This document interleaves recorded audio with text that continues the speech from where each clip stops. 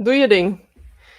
Good morning, good evening, good afternoon. Hi, my name is Vivian Acquah, and I call myself the Inclusive Workplace Wellness Advocate. So, any topic that has to do with workplace wellness or diversity, equity, and inclusion, I make it accessible for everybody. And tonight let's say it's the 101st episode of Let's Humanize the Workplace. And it's also the last episode before I am going to take a break, not a break from Let's Humanize or everything that I'm doing, but I'm going to pause Let's Humanize the Workplace until the summer so that I can focus on Amplify DEI. You must have heard of it. And if this is the first time that you're hearing it, you have missed out. I'll share more later. Today, I am going to introduce my guest speakers for today later on, but I wanted to share two topics that has something to do with today's topic as well. So last week, the 3rd of July, it's International Crown. I'm just calling it International Crown Day. I know it's a crown day or it's a celebratory day in the US, and I'm claiming it every year, the 3rd of July, we are all going to celebrate our hair. Why did it happen? Apparently, Black women and Black girls were being excluded because the way that they're wearing the hair. Some people were wearing their hair natural, some people were wearing their hair in braids, or some people were wearing their hair loosely. And apparently, there are companies or people out there that seem to think that Black hair isn't professional in a certain kind of way and that you only need to relax it so that it will be seen professional. I'm here saying no. I have been wearing my hair natural, but I've also been wearing, my purple braids as well.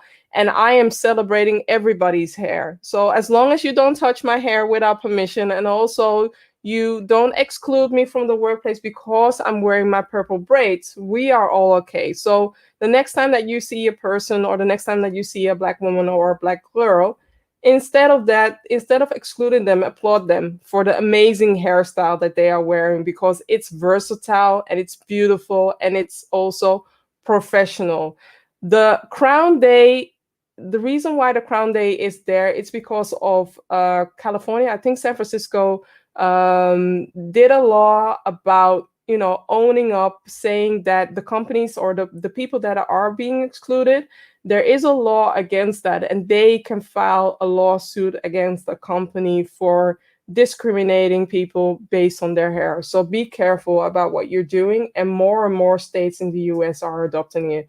I've never witnessed this, but I want us to be more conscious and to be more inclusive when it comes to our hair.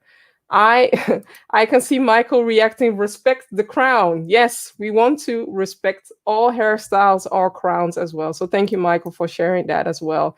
The next topic that I want to share, it's an unfortunate thing where women had to face Me Too. This woman shared something about her experience, but also about so many other experiences when it comes to Me Too, working in the advertising space or working in the creativity industry space, where she was dealing with the version of Mad Men and Furious Woman, and she shared different situations with different ages, and some of them are Me Too, some of them are a thin line towards Me Too, but it's making women feel uncomfortable, and I want us all to speak up and to stand up. By making women feel uncomfortable, we need to stand up, because this is 2021 and I cannot tolerate this behavior anymore. We are not sex symbols. We are women. We are humans. We might be somebody's mother. We might be somebody's sister. We might be somebody's daughter. Be considerate of that as well. I want to invite my guest speakers of today. So, we are going to talk about deactivating biases against women. I know that there are a lot of biases against women, and the list is very long, but I'm very pleased to be here on the show with three amazing women, and I'm going to read their bio. So, just a moment, a little bit. So first is Eleonora Del Vecchio. She has an amazing Italian name. And Eleonora Del Vecchio is a researcher, a consultant in the fields of gender equality and DEI. I can call her Nora. So Nora is also an intersectional feminist and activist. Emma Rainey is a gender equality expert as well and an advisor on the DEI strategies. She's known for her she's known for her feminist activism, and Emma is passionate about creating change from the bottom up and has been involved in social movements. Ali Ortega, she defines herself as the gender equity server, and her biggest passion is the human equality. She believes that everyone should surf the waves of DEI and work towards educating and changing systemic and unconscious bias. So I am very honored to have this conversation with you all, and also very honored to have you here on the show as well. And I am going to ask a question, which I normally ask people, but in this case, I want to rephrase that question as well. People are being invited back, and I'm saying invited with a quote. People are being lured back or invited back to the workplace. And why do we need to humanize the returning to the office? Nora. Hi. First of all, thank you for having me here. I will try to have fun as well, as we discussed before. Well, definitely. I think that with the pandemic, we all lived through a collective trauma. And, some of us even lost their friend, their dearest, or maybe their job. And we will need time to readjust. And we don't know how the future will look like. And uncertainty is a feeling that it's difficult to deal with. Yeah. But on the other side, the pandemic is also an opportunity to change our workplace because somehow, since it's a collective trauma, I'm not saying that we were affected all in the same way, because we know it's not like that. But somehow we shared something. Maybe we can be more empathic. Mm-hmm. And we also learned that in terms of, working from home or not, there's not one fits all, because you have someone that says, I love working from home, and someone says, I hate it, and someone else says, I would like way in between.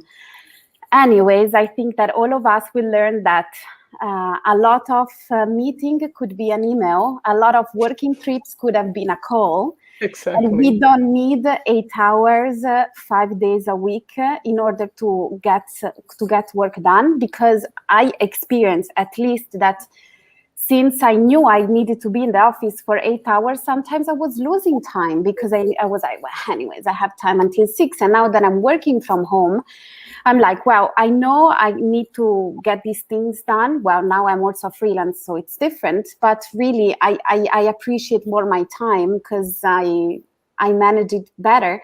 I always had the luck to don't have a boss that micromanage me. She was like, okay, as long as you do what you need to do, then just then leave, But I'm saying it more general. So I think that when we come back, we really have the opportunity, and it would be great to have this sort of non-judgmental and open conversation on what does it work for you? Okay, yeah.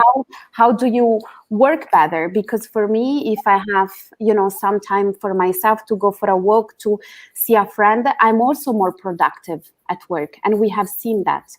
So I think there's an opportunity there. So basically, Nora is challenging leaders, but also yourself, to ask that question, as in, what works for you? What are the conditions for you to come back to the office? Or maybe you would rather like to stay at home. Emma. I think we need to change the overall system. Mm-hmm.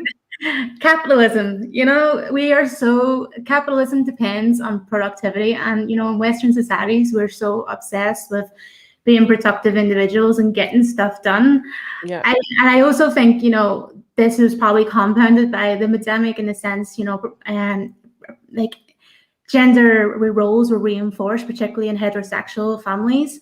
Catalyst did a study on their equity in the future of work, and they found that globally 92% of workers are feeling burnt out as a result of the pandemic. For women with children, this often meant staying up late, catching up on work-related tasks just to stay on pace with their male colleagues. This probably wasn't helped, where in some cases employers were implementing toxic monitoring cultures to ensure productivity. Now, on the flip side of this, there's me. So back in early March 2020, I actually had to take a few mental health days because, as a young millennial, I was overworked, overwhelmed. I was busy doing loads of different projects, networking, profile building, going to events, in the Brussels bubble, that can be very intense sometimes. And, a couple of days later, I actually got sick with COVID-19, and I was sick for 2 months. And during this period, I kind of had this epiphany, where I was kind of evaluating where my life was at. And I was prioritizing all of those things I just mentioned before my physical and mental health and even my personal relationships. So I kind of made a vow to myself that once my employment contract ended, I was never going to go back to work from 9:30 to 6:30, 5 days a week again, and that I was going to give consultancy work a try to have more flexibility and to prioritize the things I want to do.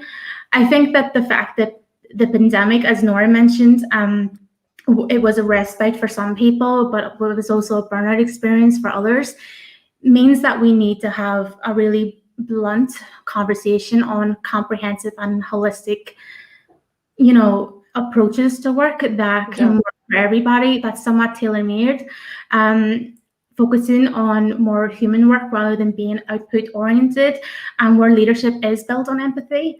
Or I think having this hybrid system, a mandatory hybrid system for all staff, should I say, where it is remote or office work, 3-4 days a week, and also a 4-day working week. Please can we have a 3-day weekend, please?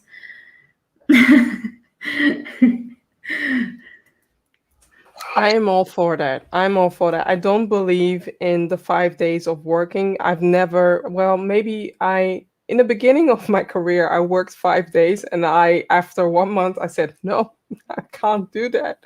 I can't work for 5 days and only recover or rest or play only for 2 days. So I'm totally for that. And you mentioned something about having that space where people can choose if they want to go back to work full time, if they don't want to go back to work for full time. That's a very important element as well. So thank you, Emma.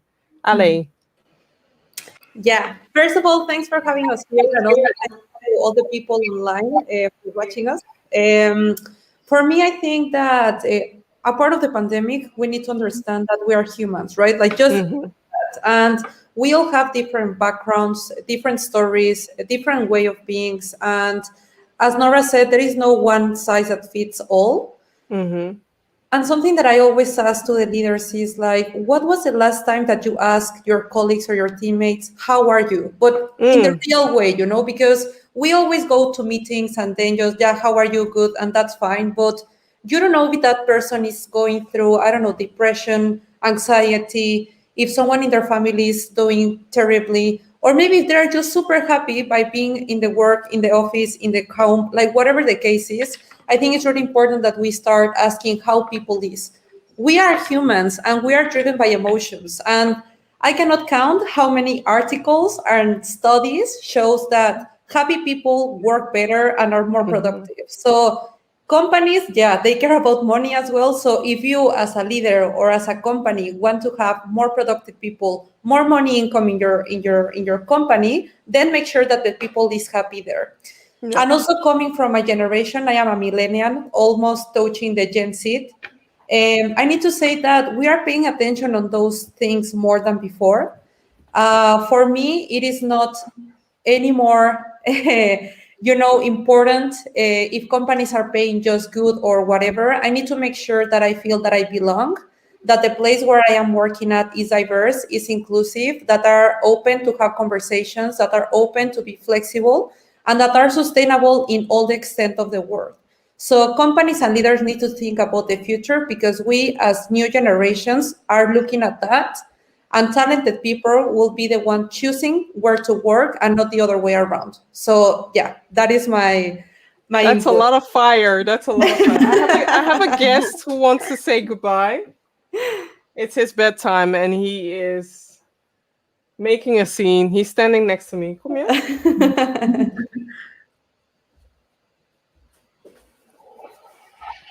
Okay, he has his moment, so I asked the question again. Hi It's my son there. Orlando. It's his bedtime. We always make this ritual, but apparently he doesn't want to say goodbye. So It's I'll, okay. yeah, it's totally fine. I wanted to address a few things that was shared. So Molly, thank you for sharing that. We need to definitely debunk the long hours. So the 40-hour work week, it's not helpful for all of us. Another thing that Gurpreet is sharing, so true. We are human and we are driven by emotions and feelings. Gurpreet is also sharing, well said, Ale. Happy people, happy employees produce more, are more productive, and in return benefit as they make more money. And since more money means that's the place where the money resides, right? But also what companies are forgetting is when your employees are happy, that means that you have automatic employer branding. That means that you are activating your people to advocate for your company. A win-win-win situation. Not only a win for clients, a win for new talent, but also a win for your company. So I'm receiving a lot of comments. Thank you all. Thank you all. Somebody saying customers first, people always, quote from our CEO. Okay. I would say people first. I would say people first, yeah. Yeah. But Vivian, can I add something just to, because Emma, she mentioned the burnout. Mm-hmm. And so by no means, I think that we should extend the way that we are working now till post-pandemic, because I think that we reacted to an emergency. We didn't have the tools to face it. Yes. And on the other side, the voluntary part of working from home was missing, because it was something that it was just mandatory. It was forbidden. It was forbidden. It was and on the other challenging. side, managers, they need to understand boundaries. So what we need to have after the pandemic is the right to be disconnected. Because when you were working in the office, at least in the environment where I was working, your boss would never call you at 8:30 to tell you something at night, But now that everything is so liquid, I've heard of so many people like, my boss calls me, texts me at every hour. We need to have the right to disconnect. We need to have the right to say, okay, I might be home, but I'm not here for you, So that's what I see. That should be the next step. If I can add something on, I mentioned mandatory hybrid working for all staff members. Now, the reason why I say this is because I do have this fear of women just falling into it and then men just being in the office permanently. And as we know, there's this whole thing of you don't know what, like, if women are at home, you're going to assume they're doing X, Y, and Z working, and men are in the office, so they're probably going to be more cognitively more recognized as productive individuals compared to women in their companies or organizations. So I think how we go into this needs to be managed very, very carefully, and it needs to be a gender lens needs to be applied. Yeah.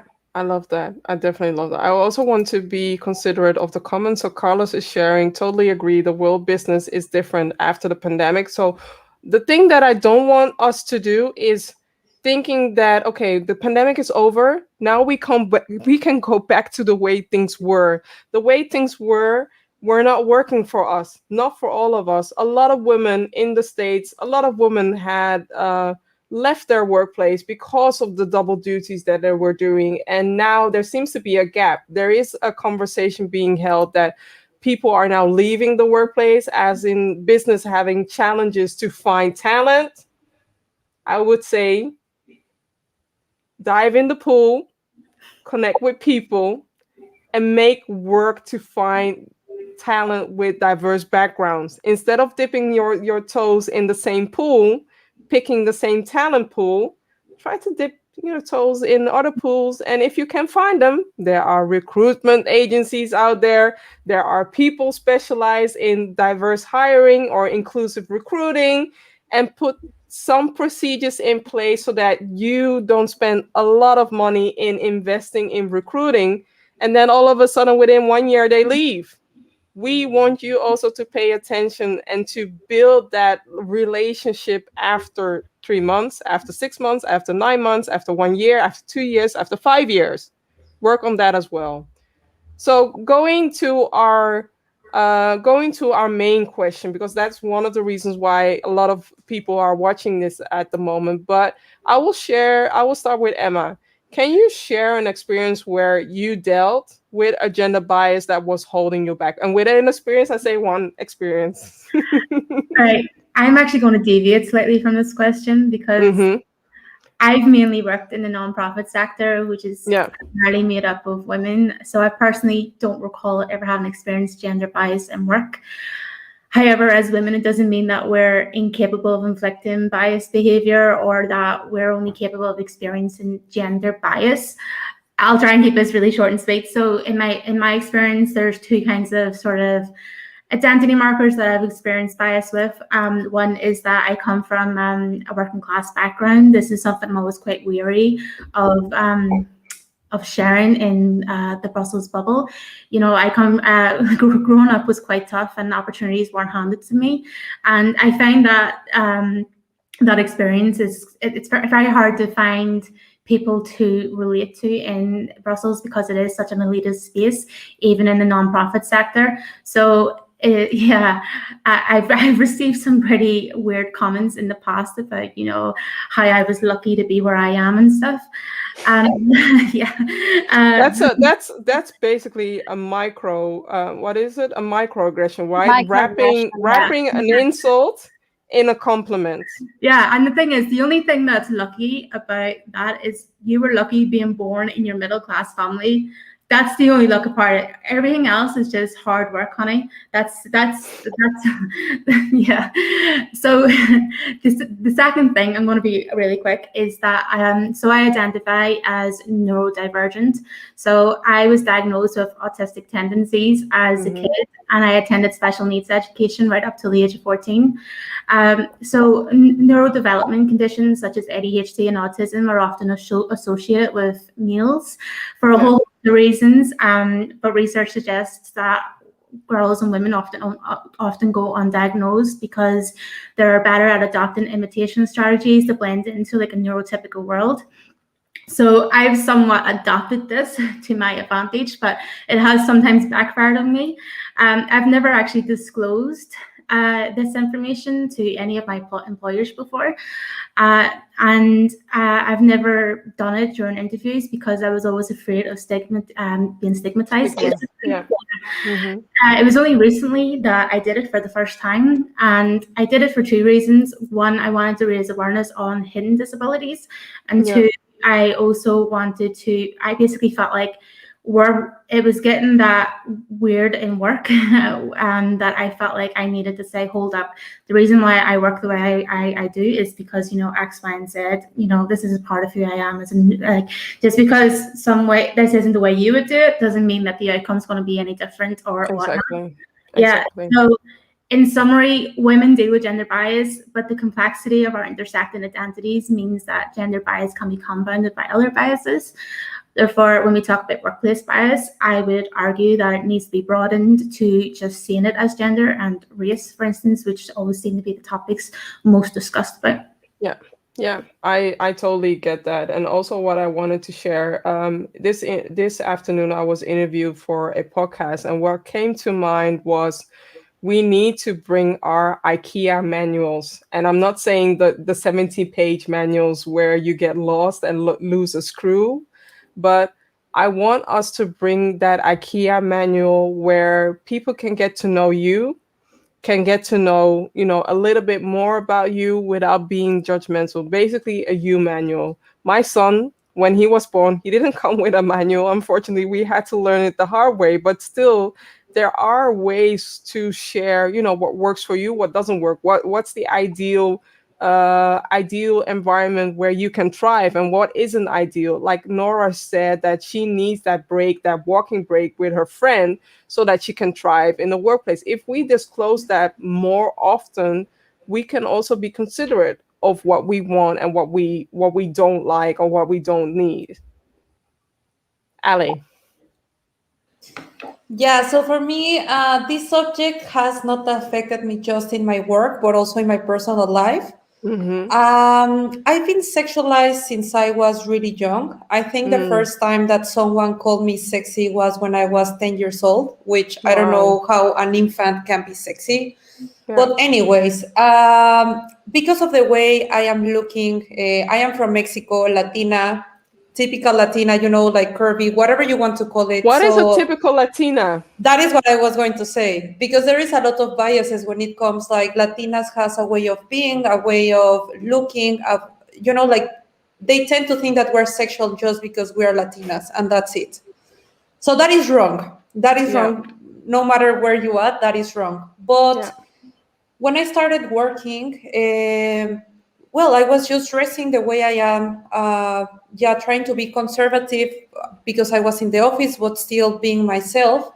And I was pushed back a lot, especially and impressively by women, putting me aside in important meetings, telling me that I needed to change, that the way I was not correct, that if I wanted to be a role model, I needed to be less extrovert, that I needed to dress differently. And I remember perfectly an occasion where my boss at that time asked me to prepare like my first introduction to a customer. And I did a lot of work for it. And 5 minutes before we were leaving to meet the customer, HR took my boss into her office and said to him that I was not able to go to that meeting because of the way that I was dressing.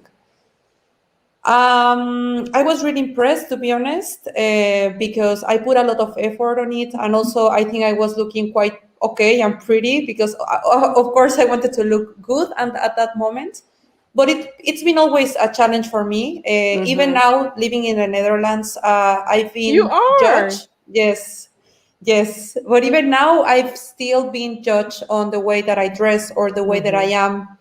Because I think sometimes men and women think that we as women need to be like less extrovert, looking pretty in what pretty is in the standard, act in specific ways. And that is not the case.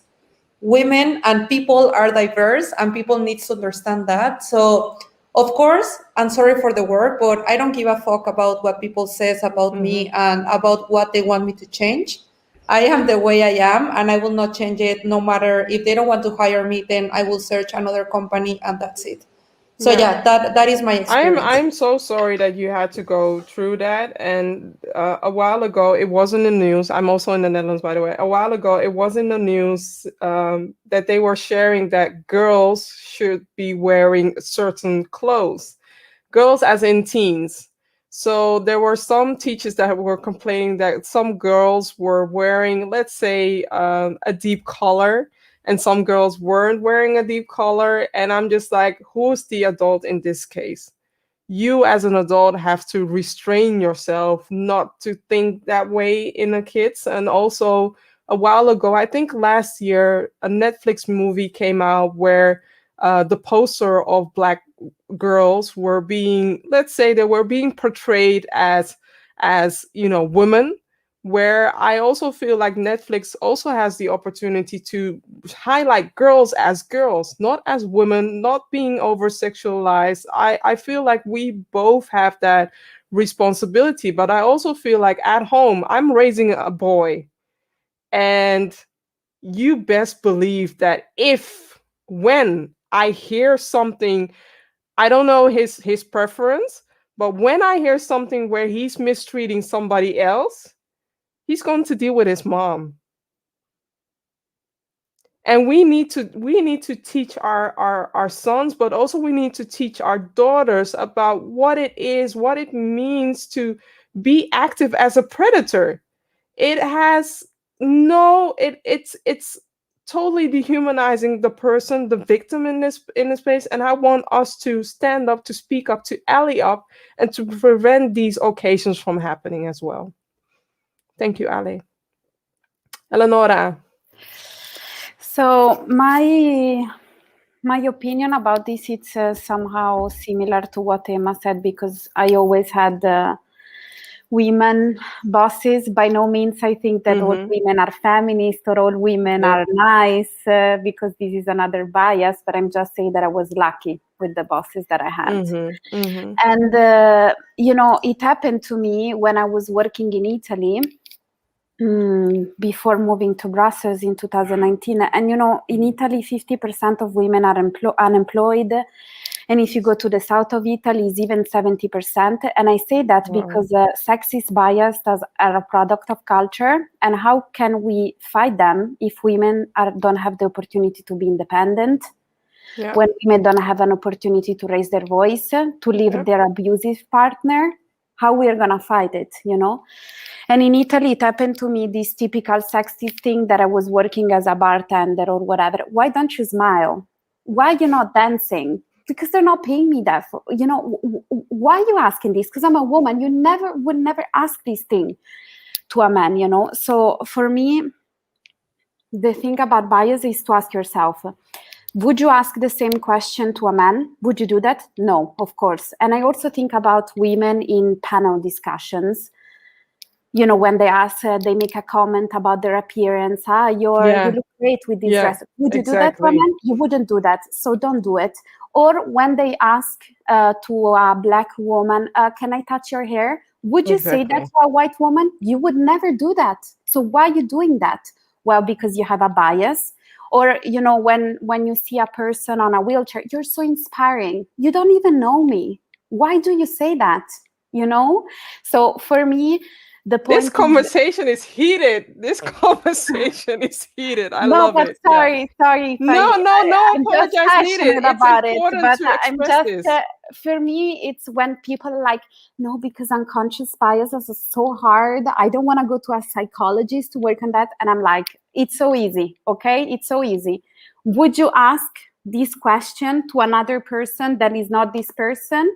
And most of the time, it's like, no. So that's how I answer usually when they say, oh, unconscious biases are so hard to understand. I give these simple examples. I even have a different example, as in, would you ask that question to your mom? If your mom is like me, she will tell you off. She will tell you off. We need to think about what we are sharing.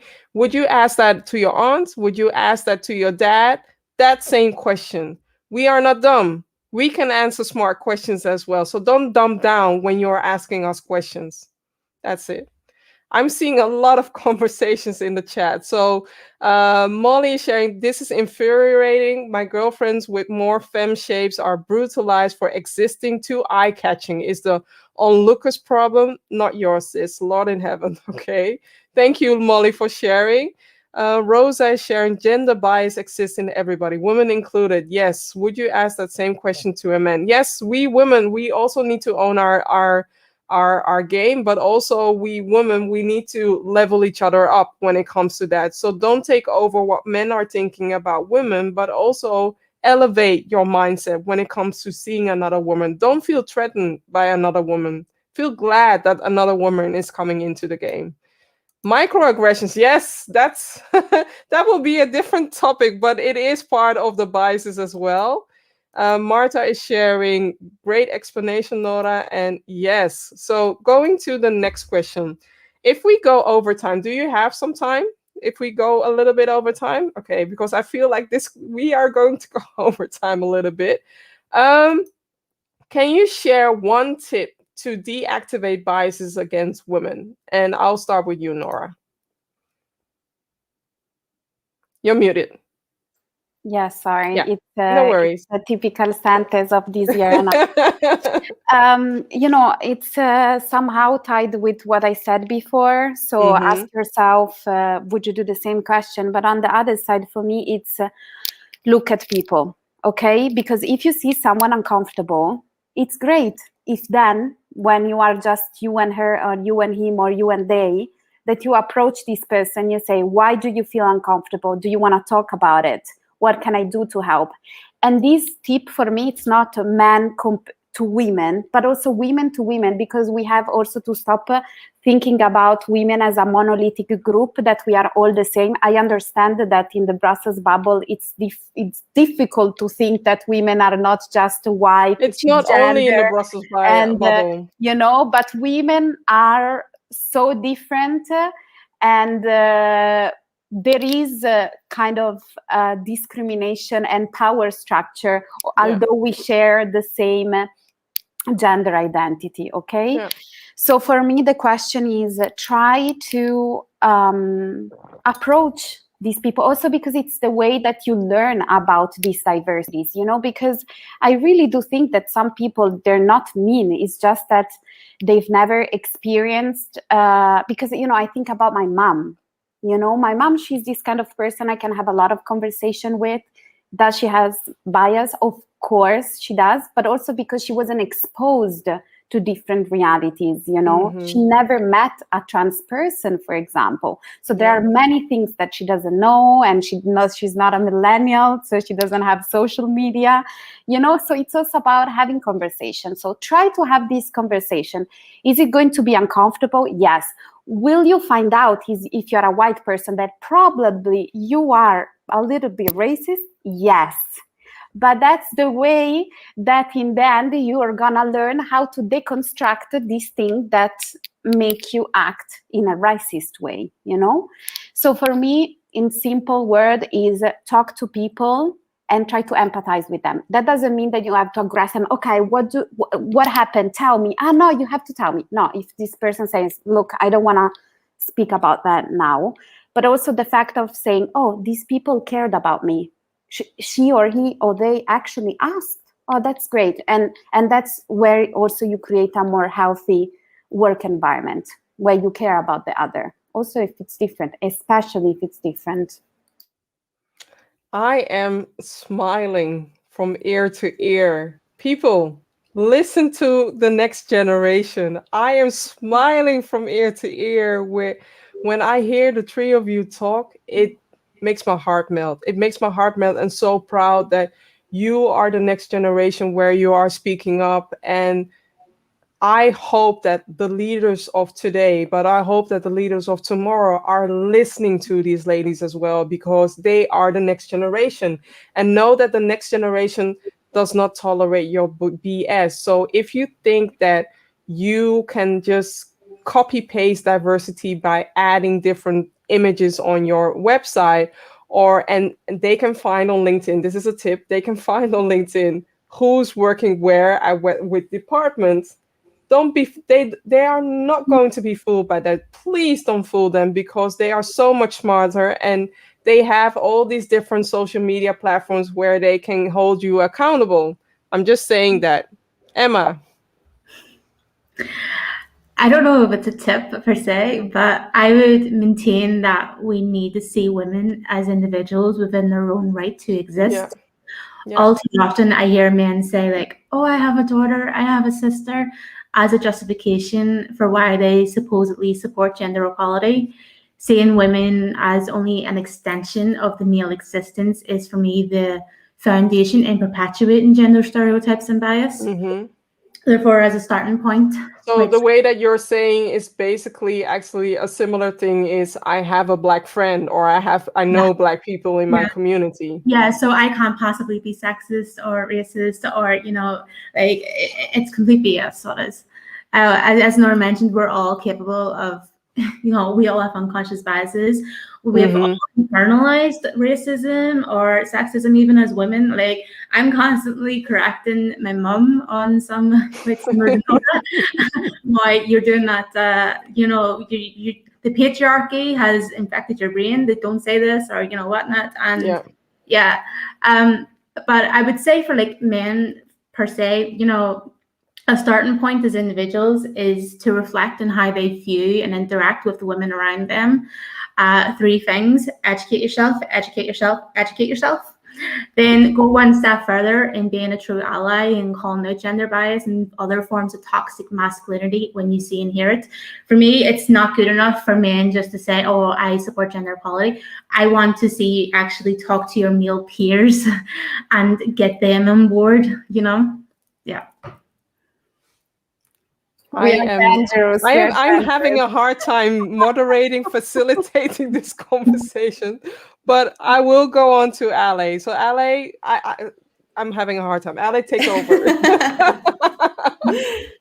Yeah, I think for me the most important is to listen, but to really listen, because I feel that sometimes when we open up ourselves to share our struggles or the things that we're facing, sometimes people block their minds saying like, oh, you're a feminist, you hate men, you're angry with the society. That is not true. The struggle is real. Women, we face sexual harassment, gender gay gap, and many other stuff. Then yes, I know, and everyone says this, men also suffer that. We acknowledge that. This is not a competition to see who is worse or better.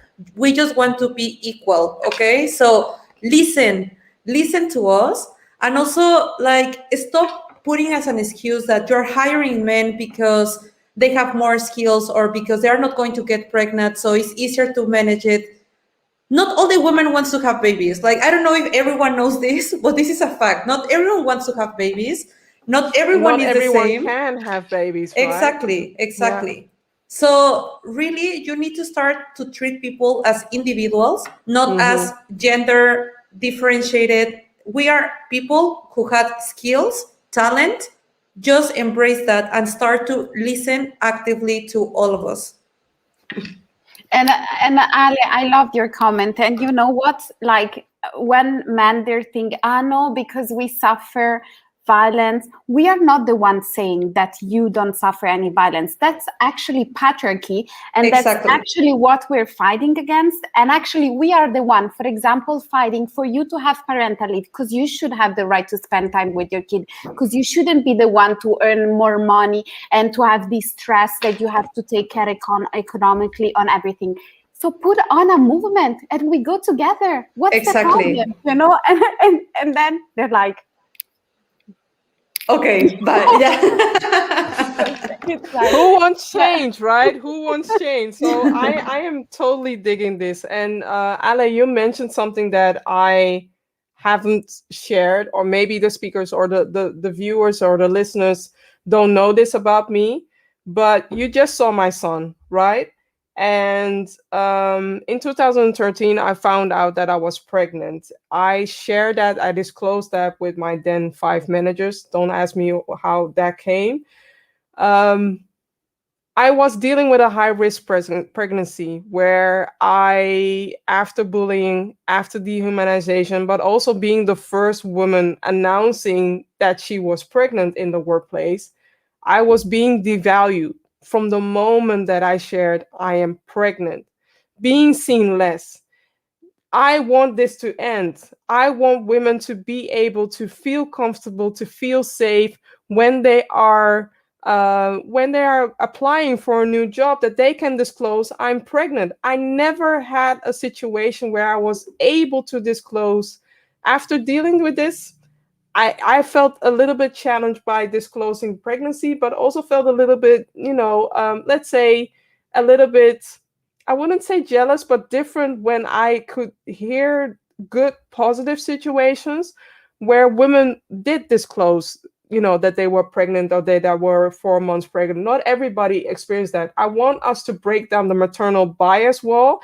I want us to end the conversation where you assume that a mother is only going to spend time with her kids. That's not the case. I'm a person.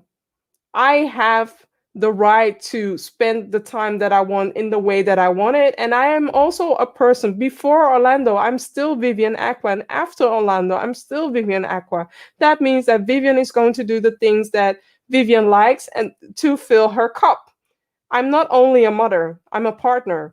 I am a nerd. I'm a woman. I'm so much more to me. So please add in the intersectionality part, because I'm not only a mom. Okay, that was me preaching. I see a lot of comments coming in, so I'm going to share that. So Sebastian, Viva Acquah, that's a combination of my name, right? Okay. Workplace trying to change the way people are is toxic. All workplaces should provide the right space for everyone to feel comfortable as they are and allow people to raise their voices. Leaders need to step up their game and involve their mindset. Yes, activate your growth mindset, by the way. I'm seeing Bindu. Hi, Bindu. Thank you for sharing. Rosa, I think Rosa is referring to the three things of one of you shared. I think it was Emma. Rosa is also sharing, listen to the intent to understand. Stephen Covey. I use it in my workshop. So important. Thank you for sharing, Rosa. And Carlos is rooting for you, Ali. Sebastian, Sebastian, I'm having a hard time listening and moderating this conversation because the heat in my ears, it's so much. Adriana, so proud of you, Ale. Great conversation. Yes, it was Emma. Thank you for sharing that. And Talia saying, thanks for sharing, Ale Ortega. So thankful that you share your experience with us and you rock. Yes, they all rock. So coming towards the next question. Let me see. What can leaders do to block biases against women in their team? And I'll start with, did I start with you, Ale? And then I'll start with you. Awesome. So I think something that we're missing is mentorship. I think mentorship is something that is really common with men. And for everyone that doesn't know why am I coming with this, there is a book that is called Lean In, where there is a lot of difference when it comes of being promoted. And as I mentioned before, we should not see individuals based on their gender. We should be individuals for their talents, their skills, and everything they have to offer. I cannot accept people saying like, yeah, we hire him because he's more talented. When we think about like half of the population is women, like where are those talented women putting up front? So bring that conversations and also make sure that your company is having enough money and that is investing on trainings on diversity and inclusion, not just putting a rainbow when it comes to the Pride Month or sending flowers when it's like International Women's Day. That is not how you support this. Like you need to make sure that people understand feminism, that they understand different, like Black Lives Matter, like everything that is like affecting our current society. We need to make sure it is being placed in the way in the places that we're working. So yes, lean in, promote, mentorship, and train. That is for me the things that leaders need to do. I'm going to challenge leaders to activate something else. So yes, Ale did mention mentorship, but also think about sponsorship. And the difference between sponsorship and mentorship is mentoring is where you are supporting an individual in their career or in the challenge, in the quest that they have. Sponsorship is basically inviting them into the spaces where you don't see them, but where you walk. Opening up that network where they can see what the potential is, right? And how they can learn to network, bringing them into spaces, challenging event organizer to, provide some more tickets so that you can invite people with diverse background instead of only being at the events. I used to go to events where I could see the only person that was there of color was me. And what ended up is that I was being photographed all the time. I stopped going to certain events because I realized that they were using me as a token, and I'm not going to do that. I am investing in my ticket, and if they want to tokenize me, they need to invest so that I can invest in bringing more people as well. Eleonora. Well, so what leaders can do? Well, first of all, I like the 3 rules of Emma: educate yourself, educate yourself, educate yourself, because they need to work on their unconscious biases, because as we say, you lead by example, all right? And also you are the person that create the work environment. Then going back to what I was saying before, try to have a conversation with your team. Give them the opportunity to share their concern and tips for improvement. And I understand that some employees might have a hard time. Okay, so give them an anonymous survey. Easy. They don't know who's speaking. You share that. You Easy. have Easy. you have the data out there. And as we were saying before, people that feel more comfortable in the workplace, they will stay there. They won't leave the place. They will speak in a positive way externally. So, it's in your interest to make your employees feel comfortable more than, the human being. They deserve to be respected. It's a win-win situation that you're creating, where you are activating your employees to become advocates or even to become ambassadors. And that works well with employer branding. That works well in tapping into a new client or a new audience. And that works well money-wise, right? Yeah. And also, when also to give small tips, because it's not only the boss, because there are also hierarchy in terms of maybe you are a senior woman and you work with the trainee or with the junior woman. Okay, let them speak at the meeting. Let them present the project. Let them take credit for the work that they have done, because we know that women, they have this modesty norm problem that they always have to be, super nice and think about other people's needs. No, you should say, well, you did this, great, thank you so much. And another thing you can do, if you're in a meeting, you can ask, okay, Emma, Ale, Vivian, what do you think about this? So you give importance to this person in the meeting. Your opinion counts. And this is so important also to, develop the skills of, being more confident. And, it's important to be recognized and valued in the workplace, to feel that you're part of something. I love that. Emma. Yeah, so I think that many DE&I initiatives already have a gender bias ingrained into them, because all too often they just focus on women's professional development while adding a few training sessions on unconscious bias and workplace harassment. Now, these things are important, but sometimes it just feels like that's it. And, then there's nothing else. And, I've been reading this book by, it's called The Fix by Michelle King, which is an excellent read, and I highly recommend it. Which it basically focuses on why women are not advancing in leadership roles. And it's because we focus so much on fixing women rather than the structural barriers that are impacting women. So I would actually argue the alternative to lean in and say that we need to shift the focus away from individual responsibility and start embedding gender competencies at a structural level and systematically throughout work streams and organizations. Can you see how I feel challenged by after listening to you all? I need to listen back to this episode because you shared a lot of golden nuggets.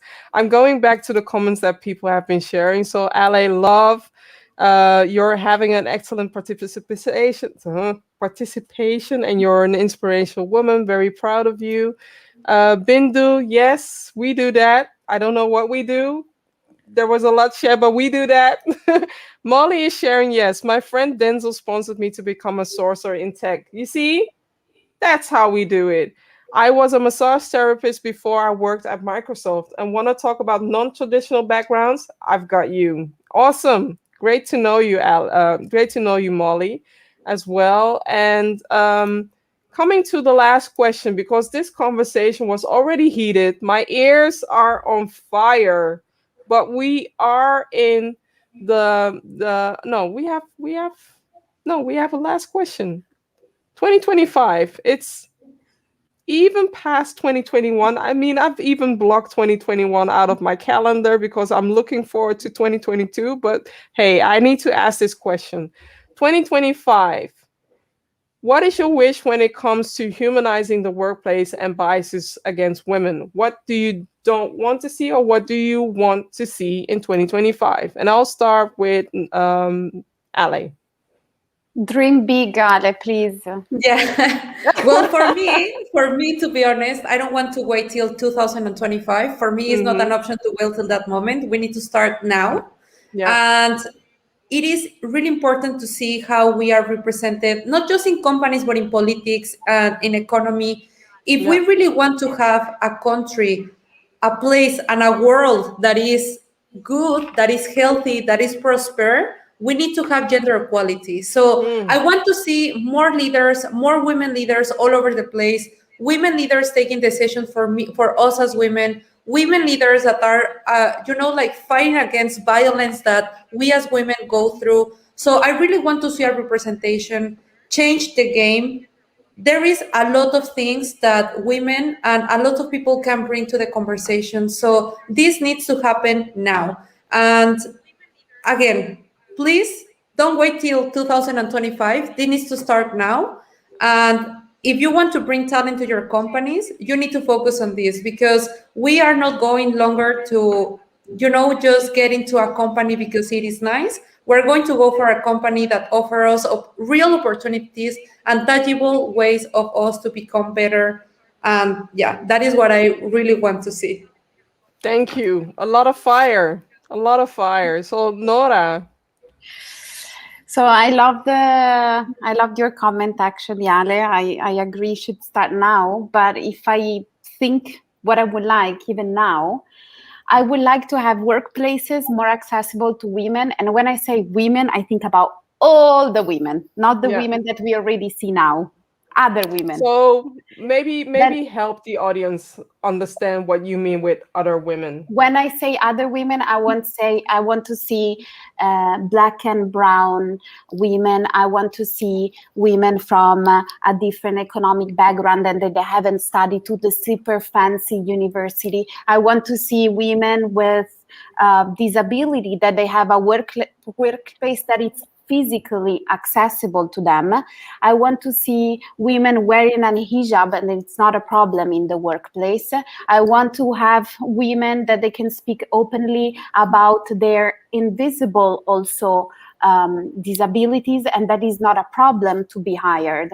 I want every woman to be there, and I also want women that are part of the LGBT community, because we know how much trans women are affected when they try to find a job, and in the end, they never have a role where they are in the public. You never see a trans woman speaking in public. Now we have a minister in Belgium, which is great. But if I think about Italy, not even if you're not thin, they will not put you to speak in an event, I assure you, because this also is, fat phobic society. But that's not only my only dream. I have other dreams. So I hope that we won't have to speak about pink washing and tokenism anymore. As you were saying before. So if you're doing something, if you is because you believe that, and it's not that in June you just rip off your rainbow flag and you forget about it, I hope that call-outs will be easier to do and also embraced as an opportunity to grow rather than a threat. Because sometimes, people, I say something, I make a call-out, and I would be actually paid for that because I'm making you a favor, because your image is terrible, what you're doing is terrible, and I'm actually working as a consultant for you. So you should be grateful instead of attacking me, because I'm giving you an opportunity to grow, actually. And I hope that, all the employees would have the reporting structure and the protection to speak about something if they feel uncomfortable, because of Ale was saying before, the sexual harassment problem, why still exists? Because there are not reporting structure that are actually safe for women and other people to do. So that's why it doesn't happen. And also, what does it happen if they fire me and blah, blah, blah. And finally, and this is close to my heart, I hope that having a burnout won't be trendy anymore, because in the Brussels bubble is crazy. It's like, oh yeah, I had a burnout last year. And you're like, it's okay that you speak openly about it, but like, no, she had 3 burnouts. No, I want to speak about mental health. and well-being, but from a wealthy perspective. Not that you respect me because I had a burnout because I'm workaholic. No, we need to speak about depression. We need to speak about anxiety. We need to normalize this and speak about well-being. Thank you. That's a powerful speech right there. Thank you, Nora. Thank Emma. you. So I'm going to be quite short of mine because it's you can be long. We have the time. So I'm very much on the same page as Ali and Nora and everything that they've said, but I just want to bring it back down slightly to how companies and organizations operate. I feel like all too often they see gender equality as something outside of what they do. And so I would like gender equality to become a core component of an organization's strategy. That also goes for institutions, gender mainstreaming in governments throughout. And I would like to see gender mainstreaming become a normative practice. It shouldn't just be something that you do because some funder required it because, you know, it's trendy to do it every now and then, or, you know, and I would also like, so for instance, me and Nora, we often we work with think tanks quite a lot in our work, basically. And for the past year, we've been advocating for gender analytics in research, basically, because like I feel like all too often policy is developed without a gender lens being applied to it, and it's just assumed there's going to be no gendered outcomes and that everyone's just going to be impacted the exact same way. So I feel like we need to change how we look at policy in particular, in the sense that, you know, there are outcomes, be more outcome oriented in your research and what is the end result in policy. So yeah, that's it for me. That's a lot. That's a lot. I do have another thing. It's not related to 2025. It's more actual. Before the COVID lockdown hit us, I was talking about women being dehumanized in the workplace, and also predominantly working moms being dehumanized. So imagine you taking your 4-course meal in the restroom. Do you have that idea in your mind? Because that's what a lot of companies have been doing. If you are not providing mothers' lactation rooms and providing a space, an unhealthy, unsanitary space for them to produce the mother milk, which is unhealthy for the mom, unhealthy for the child. And when it comes to productivity, it's affecting the mom and the child as well. So I want you to advocate or create a space where a woman can peacefully, hygienically produce her baby's milk so that everything is safe, everything is hygienic. I don't want to see prehistoric situations where we are still producing milk or we are still lactating milk from the restroom, because you wouldn't eat your 4-course meal in a restroom either. So I am so grateful for this conversation. Thank you, Nora. Thank you, Ale. Thank you, Emma, as well. I'm just closing off, so don't leave. I'm just closing off with something that's very close to my heart. Amplify DEI, it's coming sooner than later. So the 27th to the 29th of September, Amplify DEI Summit will be back. And I am happy and I'm honored to announce that we have 75 speakers speaking up.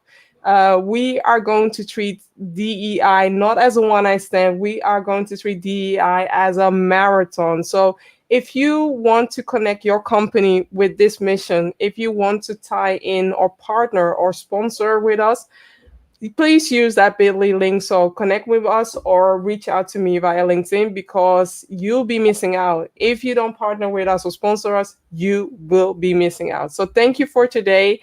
I am grateful for the conversation that we have today, but also grateful that I have done so many episodes, so many amazing conversation. And tonight's conversation, I need to let everything marinate, because the ladies, they shared a lot of useful tips, useful ways for us to deactivate biases when it comes to women. So thank you all for being here, and see you back hopefully after the summer break. Bye.